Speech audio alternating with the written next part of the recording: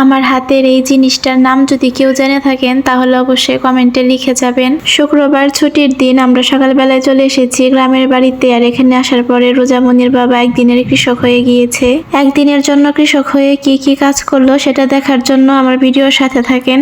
আসসালামু আলাইকুম, কেমন আছেন সবাই? আলহামদুলিল্লাহ, আল্লাহর অশেষ রহমতে আমরা সবাই অনেক ভালো আছি। প্রায় 1 বছর পর আজকে গ্রামের বাড়িতে যাচ্ছি। গ্রামের এই রাস্তাটা আমার কাছে অনেক ভালো লাগে, রোজামনির বাবা অনেক পছন্দ করে। এই জায়গাটা আসলে ভালো লাগার মতো, এত বাতাস থাকে সবসময় এই জায়গায়, শুধু শান্তি আর শান্তি। এই রাস্তা দিয়ে যাওয়ার সময় রোজামনির বাবা আর আমি সবসময় প্ল্যানিং করি ভবিষ্যতে এখানে জায়গা কিনে আমরা বাড়ি করব। যাই হোক, প্ল্যানিং করতে করতে আমরা বাড়িতে চলে এসেছি। আর রোজামনি আসার পরে একটা খারাপ কাজ করে ফেলেছে, সেটা হচ্ছে গাছ থেকে এতগুলো ফুল ছিঁড়ে নিয়ে আসছে। এই সবগুলো ফুল ছিঁড়ে নিয়ে এসে আমাকে দিচ্ছে আর বলছিল এগুলো আমি বাসায় নিয়ে যাব।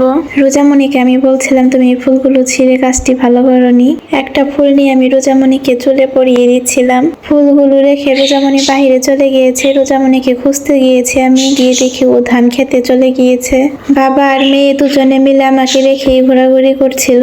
তারপর খুঁজতে খুঁজতে আমিও চলে এসেছি। আর দেখেন রোজামনির বাবা কত সুন্দর করে ধানের কাজ করছিল, মনে হচ্ছে দেখে সে একজন কৃষক। এখানে কিছুক্ষণ দাঁড়ানোর পরেই বৃষ্টি নেমে যায়। তারপর আমরা দৌড়িয়ে সবাই ঘরে চলে গিয়েছি। রোজামনির বাবা একদিনের জন্য কৃষক হয়ে কতটা খুশি হয়েছে, দেখেন কি হাসিটা দিয়েছে।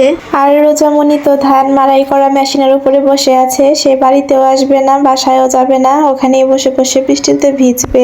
কিছুক্ষণের মধ্যে বৃষ্টি শুরু হয়ে যায়। রোজামনির বাবা আর রোজামনি ওরা বৃষ্টিতে ভিজছিল। রোজামনির বাবা আমাদের জন্য পাকা কাঁঠাল পেড়ে দিচ্ছিল, ওই লাঠিটা দিয়ে দেখছিল কোন কাঁঠালটা পেকেছে। কয়েকটা কাঁঠাল পেড়েছিল বাসায় নিয়ে যাওয়ার জন্য। একটা কাঁঠাল বেশি পাকা ছিল, যেটা আমরা ভেঙে খাচ্ছিলাম। কাঁঠাল খাওয়ার পর আমরা বাড়ির বাহিরে চলে এসেছি গাছ থেকে আম পাড়ার জন্য। টক আম পেড়ে বাসায় নিয়ে যাব। এই আমগুলো আমার অনেক পছন্দ। সারাদিন অনেক মজা করেছি, এখন চলে যাচ্ছি বাসায়। ভালো থাকবেন সবাই, আল্লাহ হাফেজ।